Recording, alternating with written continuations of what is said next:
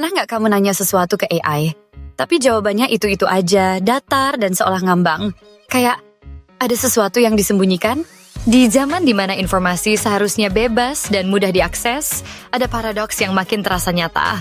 Semakin canggih alat pencari informasi kita, justru semakin banyak hal yang tidak boleh dibahas atau bisa dibilang dibatasi. Bukannya nggak ada jawabannya, tapi jawabannya dikunci, dibatasi, disaring sebelum sampai ke kita. Pertanyaannya, siapa yang pasang filter itu? Dan untuk kepentingan siapa? Ini bukan sekadar pertanyaan filosofi. Ini pertanyaan praktis tentang kendali, kebebasan, dan arah pikiran kita sebagai generasi yang hidup di tengah banjir informasi. Kalau kamu berpikir AI tahu segalanya, kamu sedang menggenggam kepercayaan yang setengahnya benar, setengahnya ilusi. AI tahu banyak, tapi tidak semua yang AI tahu bisa dia katakan. Bahkan, ada hal-hal yang AI tidak diberitahu sama sekali. Dan ini bukan karena AI jahat atau ingin menyembunyikan kebenaran, tapi karena AI diprogram untuk membatasi diri. Pertanyaannya sekarang adalah, kalau teknologi secerdas ini aja harus tunduk pada batasan, apalagi kita sebagai manusia biasa?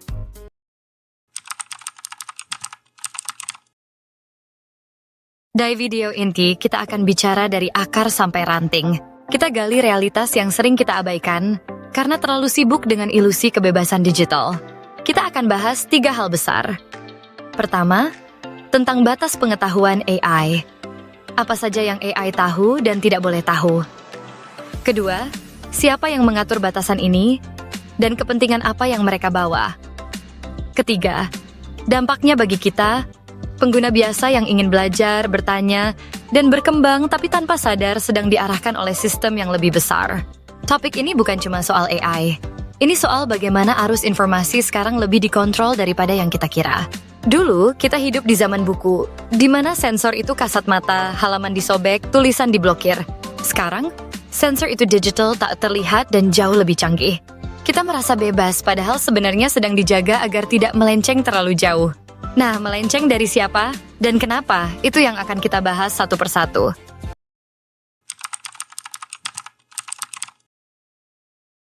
Sebagai AI bukan makhluk sakti. AI dilatih dari miliaran data, mulai dari artikel, buku, dokumen publik, kode, tanya jawab di forum, sampai percakapan sosial. Tapi pelatihan itu pun difilter. Ada yang masuk dan ada yang dikeluarkan. Dan setelah AI lahir, masih ada pagar tambahan yang dipasang. Filter, sensor, moderasi otomatis tujuannya pasti, agar tetap sesuai dengan aturan, etika, atau norma yang ditetapkan. Jadi, meskipun AI tahu cara kerja sistem pemilu, AI tidak boleh menjelaskan cara menggagalkannya. Meskipun AI paham sejarah konflik etnis tertentu, namun AI harus memilih kata-kata netral atau bahkan menghindari bahasanya sepenuhnya. Ini bukan karena datanya nggak ada, tapi karena AI tidak diizinkan bicara soal itu. Ada juga sensor yang lebih halus.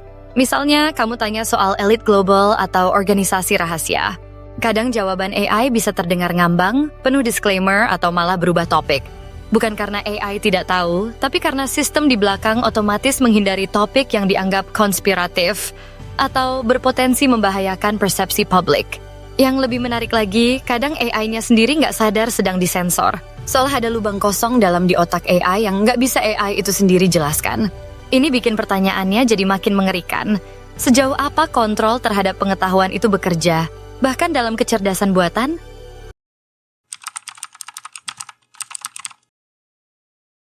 Mari kita bahas yang paling krusial. Siapa yang mengatur batas informasi ini? Jawaban paling sederhana ya, pembuatnya AI itu sendiri. Mereka menetapkan batasan demi alasan keamanan, hukum, dan etika. Tapi itu baru permukaan. Di baliknya ada kekuatan lain yang lebih kompleks. Pemerintah, regulator, bahkan tekanan sosial dan politik. Misalnya, AI di Amerika bisa mengkritik pemerintahnya lebih bebas. Tapi AI di negara lain akan menyesuaikan jawabannya berdasarkan kebijakan lokal.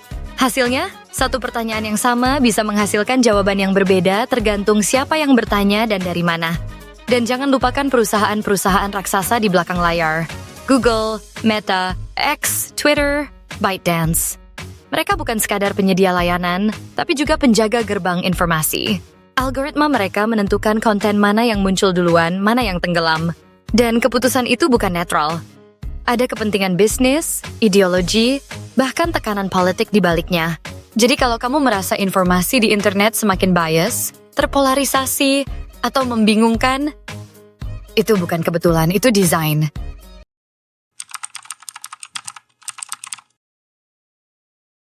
Sekarang kita masuk ke pertanyaan yang paling penting. Apa dampaknya bagi kita pengguna biasa? Jawabannya besar. Karena ketika kita hanya melihat informasi yang sudah dipilah, disaring, dan disesuaikan, maka pola pikir kita ikut dibentuk oleh batasan itu. Kita hidup dalam dunia yang terasa bebas, padahal penuh dinding transparan. Kita mikir, ini pendapatku sendiri. Padahal itu hasil dari apa yang kamu lihat dan apa yang tidak kamu lihat. Kita pikir teknologi membantu kita berpikir lebih kritis, tapi nyatanya, semakin kita bergantung pada mesin pencari dan AI, semakin kita malas untuk menggali sendiri.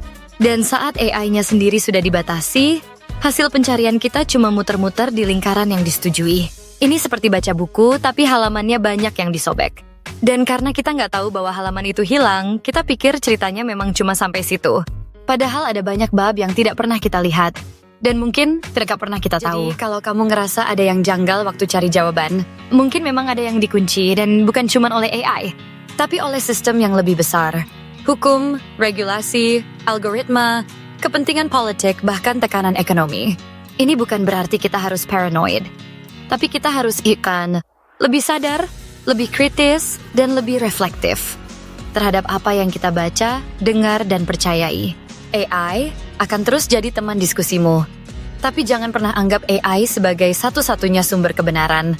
Karena kadang, kebenaran itu ada di tempat yang tidak bisa AI jangkau. Dan justru karena itulah kamu harus terus bertanya kepada siapapun. Bukan untuk melawan sistem, tapi untuk menjaga kebebasan berpikir yang masih bisa kamu punya. Kalau kamu merasa video ini membuka cara pandangmu, klik like dan subscribe agar kita bisa terus diskusi bareng secara jujur dan terbuka. Tulis juga di komentar, apa menurutmu AI terlalu dikendalikan? Atau justru itu yang bikin aman? Karena di teman diskusi, kita bukan cuma cari jawaban. Kita belajar membaca apa yang tidak tertulis dan mendengar apa yang tidak dikatakan.